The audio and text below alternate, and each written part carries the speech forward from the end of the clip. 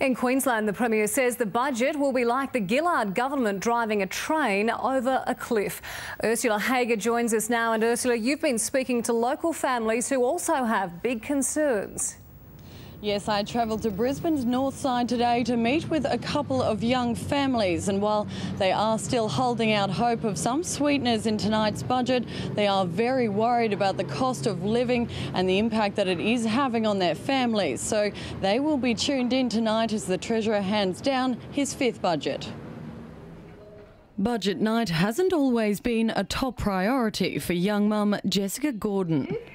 Need more blocks. Oh, you need more blocks. But as the Treasurer hands down his economic plan for Australia, she'll be watching for the first time. Well, I definitely will be watching the show tonight just to see how they're going to help us and what the outcome will be.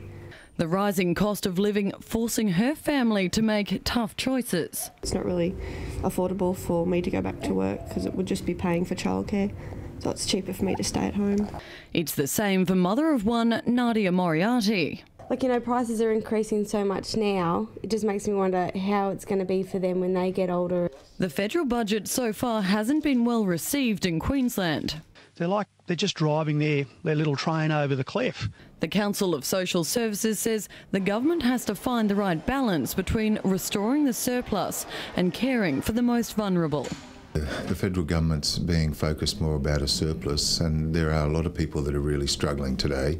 A lean budget could also be bad for Queensland's small businesses, already struggling with a downturn in spending. A budget that adds further pressure in these circumstances will further worsen the outlook for Queensland businesses. The thing that the government should be focusing on is ensuring business is strong. If business can keep employing people, households can do the rest. And it's those households who will decide Labor's fate in Queensland come the next election. Definitely. I think it will definitely change the way that we vote. Yes.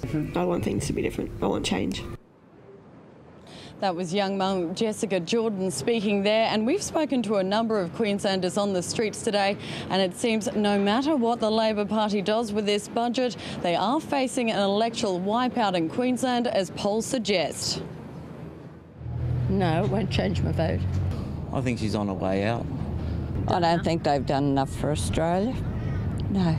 I think she's done a dash. I think that little redhead lady's had it now. Yeah, I think Labor's screwing up a little bit lately, but I think the Liberals, it's terrifying though. Tony Abbott's a bit dodgy. Some very strong opinions there, but obviously the devil is in the detail, and we will see that detail when the Treasurer addresses Parliament at 7:30 tonight. Georgie. Thank you, Ursula Hager. And Sandra Sully will be hosting a special bulletin on the federal budget tonight at 10:15.